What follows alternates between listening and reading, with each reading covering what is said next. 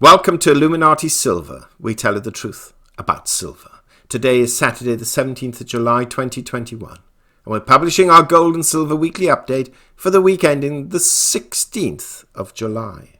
This past week we've provided daily morning updates and would recommend that you listen to at least the last one or two in order to supplement this weekly update. And also we've provided other videos covering not only data reporting issues but other economic issues that have occurred during the course of the week. And we've placed links to all of these in the description box below. So let's now take a look at what's been happening to the markets and gold and silver in particular.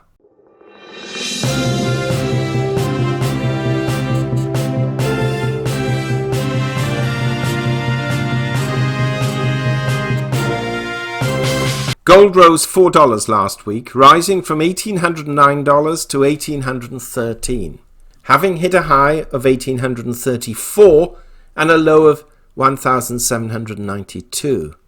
That's a rise of 0.2% on the week. In sterling terms, gold finished the week at £1,316. That's up £15. And in euros, it closed at €1,535. That's up €12. Big difference between $4 and £15 and €12, which just goes to show the strength of the dollar last week. Silver fell 43 cents, from $26.13 to $25.70 and below that crucial 26 level, having hit a high of $26.48 and a low of $25.62, a fall of 1.7%.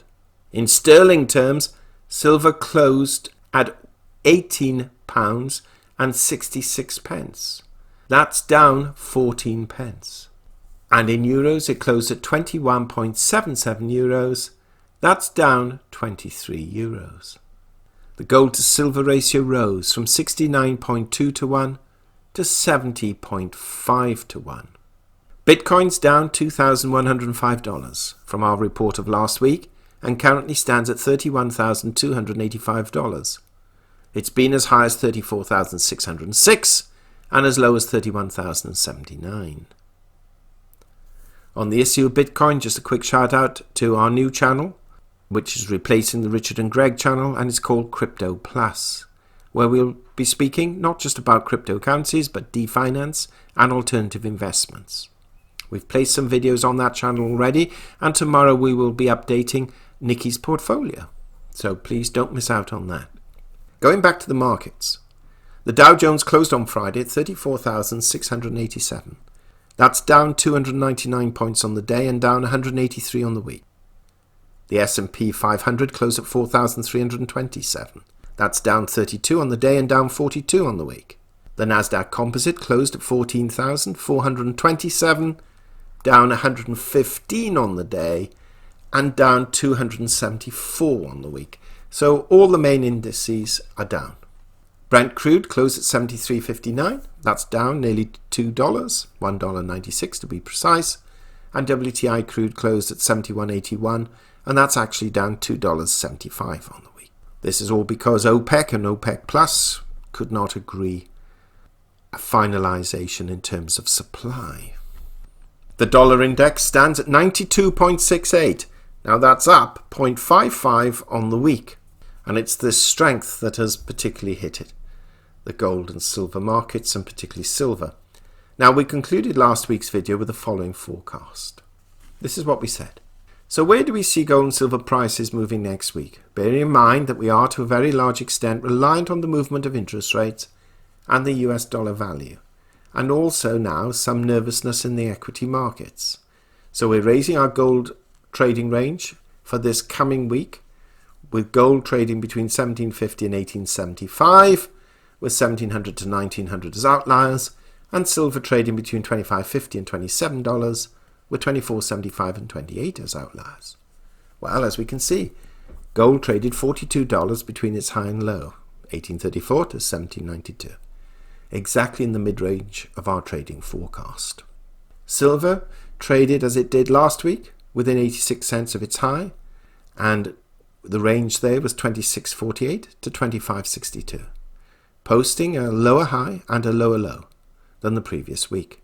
though admittedly marginally so. Again, operating within our relatively tight trading range, though towards the lower end rather than in the middle range like gold. Where are all the pumpers calling out this $100 silver? So let's first look at gold and see what happened.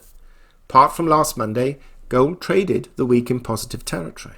Admittedly within a relatively small range, but we did notice a fallback on Friday. The prime reason has been the strength of the US dollar, which began to rise on Thursday, and then more so on Friday as economic data being released either met market expectations or exceeded them to the upside. The dollar's strength, frankly, should act as no surprise to those who listen to our videos on a regular basis, as we recently pointed out that remarks from Christine Lagarde of the ECB suggested that, without stating it emphatically, but suggested that they will relook at potentially introducing other QE methods when some of their existing arrangements end in February-March of next year. A clear signal that loose monetary policy is here to stay, with a currency that is one of the key currencies in the basket of 5 which make up the spot index. The result has been a considerable inflow of monies into the US dollar and bond market.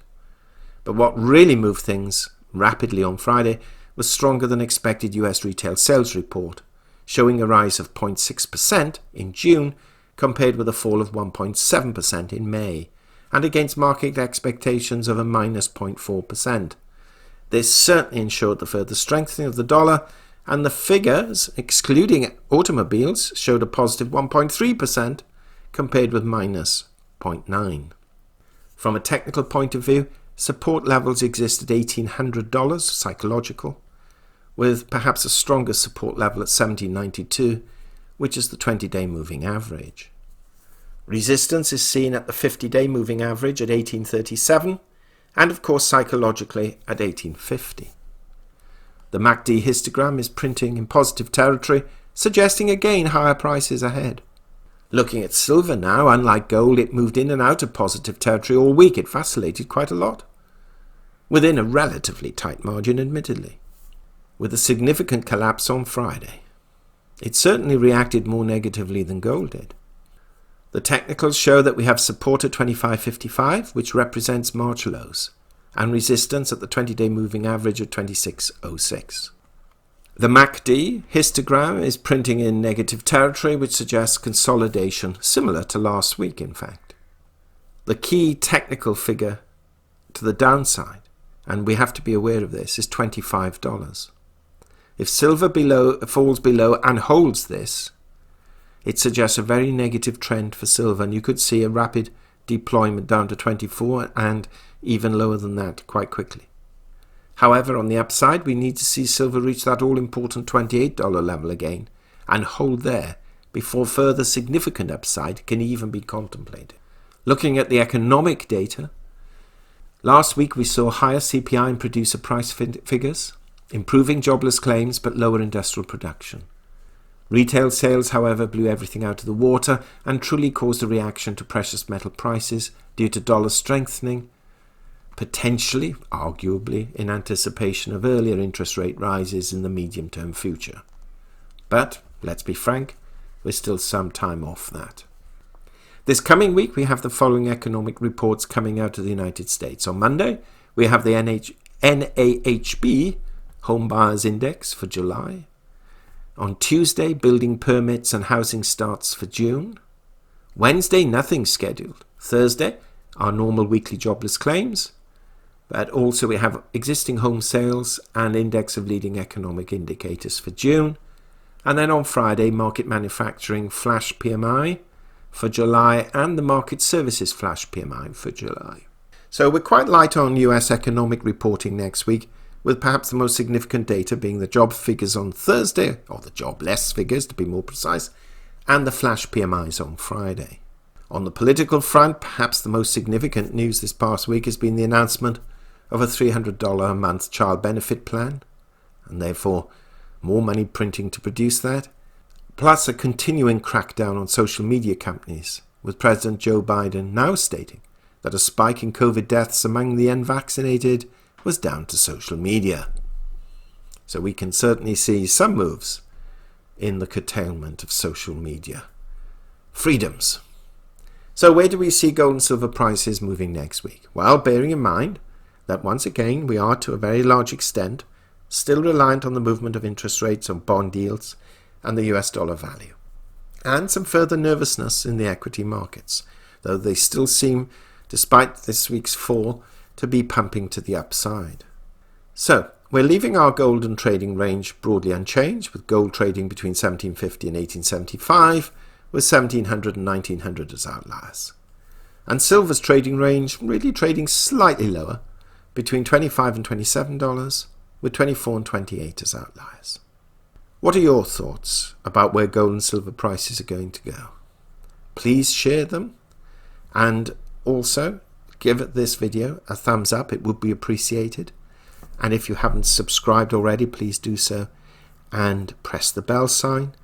And not forgetting, for those interested in finance, investments, cryptos beyond the normal parameters of this channel, then go to our Crypto Plus page. And we provide links to all of these below. Thank you for listening. Have an enjoyable, safe weekend and prosperous week ahead. Disclaimer. Illuminati silver owners come from a background of banking, international wealth management and economics. Having now retired from these worlds, we are not qualified to give investment advice. Therefore, this and other productions must not be deemed to be giving such advice and merely represent the personal views of its owners.